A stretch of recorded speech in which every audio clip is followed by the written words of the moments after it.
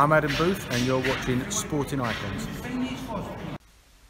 So a couple of days have now passed since the Bellew Haye 2 rematch, and obviously Tony Bellew won that fight quite comfortably, I think, and a lot easier than most people thought. And a lot of people thought that maybe David Haye would at least try and go out on his shield as far as make a good fight of it, and didn't expect him to be chinned the way that he was and dropped and basically just dominated by Tony Bellew, all barring the first 2 rounds, of course. But ultimately, when Tony Bellew gave him a clip, things were on a spiral path from then on in.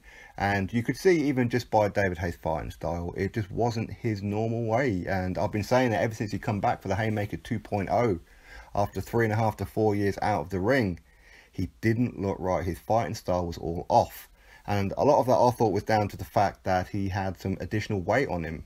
He looked more pumped than he usually does. But for this rematch, he looked like he trimmed down.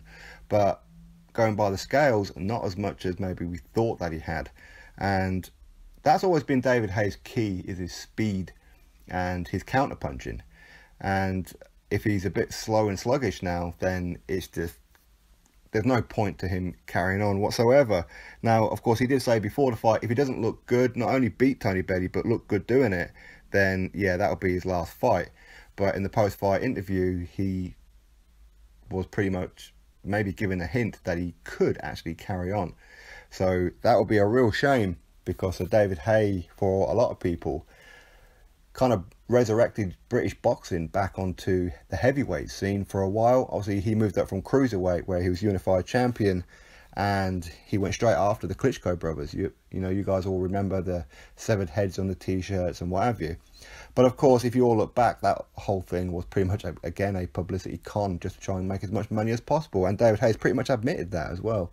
So, but again, he went off for 3.5 years when he's supposed to have fought Tyson Fury. He had shoulder surgery, come back, took on Mark Demori. You can kind of give him that one to a point, even though Mark Demori was a self-trained YouTube fighter, is what he'd done. But 3.5 years out, why not?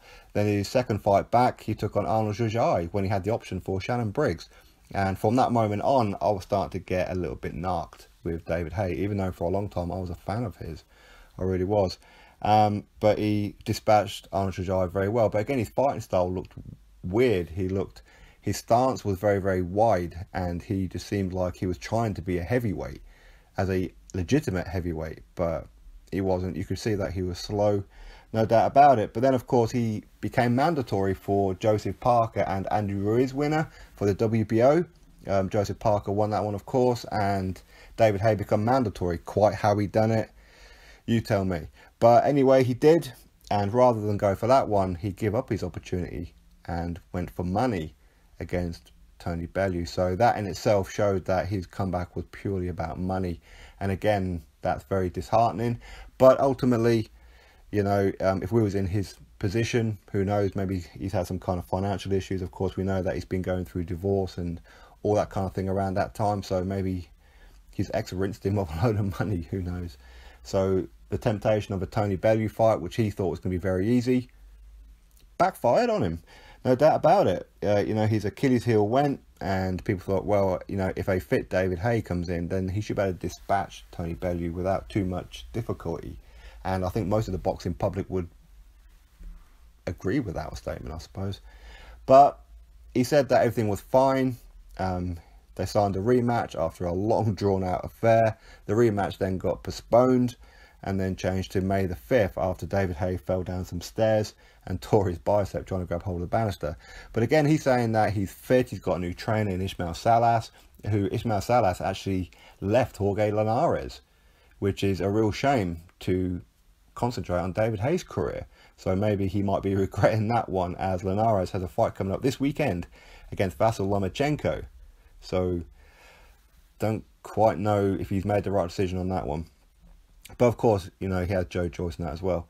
But either way, I think that this fight proved that David Haye is past it. And the way that he reacted once he got hit was not David Haye of old. His fighting style was not David Haye of old. So him saying that he's winding back the clock and he's the best that he's ever been, no, you wasn't. You really wasn't. Now I'm not taking anything away from Tony Bellew. I think Tony Bellew done a fantastic job, and full credit to him for it. There is no excuses, no nothing. Of course, people will still say, would Tony Bellew have beaten a primed David Haye? Makes no difference, to be honest. Really, that makes no difference. David Haye's come back for the money. That's all he's done. And it was just one big publicity con. And that's pretty much what he's always done ever since he moved to heavyweight. So, again, can't re-blame him for it. If there's money to be had and people are not going to pay for it, then why not do it? But for him to fight when there's no chance of him ever becoming world champion, I mean, could he ever defeat Joshua or Wilder or anyone? No, of course not. Now, he does have an option for one more fight, and that will be against Dillian Whyte. Dillian Whyte, again, this wouldn't necessarily be for money. This is purely because Dillian Whyte does not like David Haye. For whatever personal reason that they have, some kind of personal beef, no idea.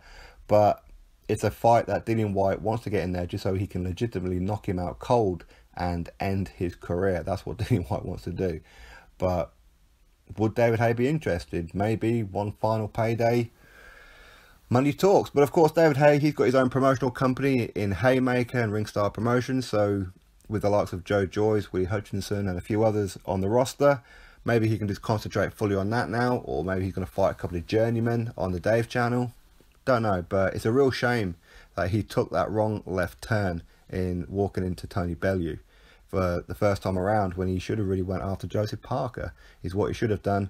But in hindsight, he'd have got blasted out by Joseph Parker anyway, and wouldn't have got paid anywhere near as much. So in some ways, you could argue maybe he did the right thing. But for me, the way that he fought against Tony Bellew, when he's saying that he's perfectly fine, he didn't look fine at all. As I said, his fighting style's been off. This Haymaker 2.0 or whatever it is you want to call it now, he just looked off. He really did. And it's a real shame because, like I said, he was my favourite fighter for a long, long time until his comeback. Then I started to really kind of like see exactly what's going on. It's all just one big con. But his fighting style was wrong, even though he was with Ismail Salas. He's been working harder than he's ever worked before, but David Haye always says that.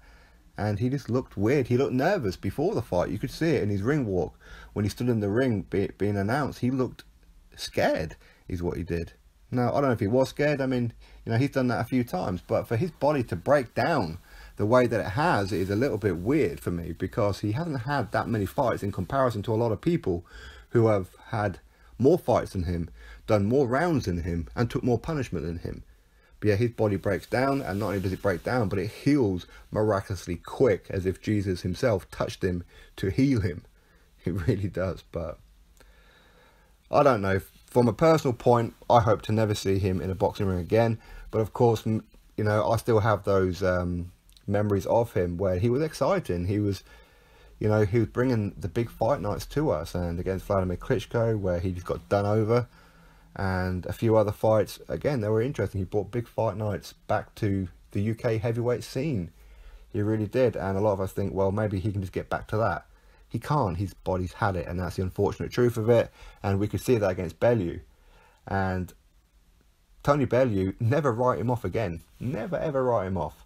I mean, he's an overachiever. I think he's probably the first person to tell you that. He's made an absolute killing out of these last two fights financially after years of struggling, taking on big fights and not getting paid as much as maybe he should have done.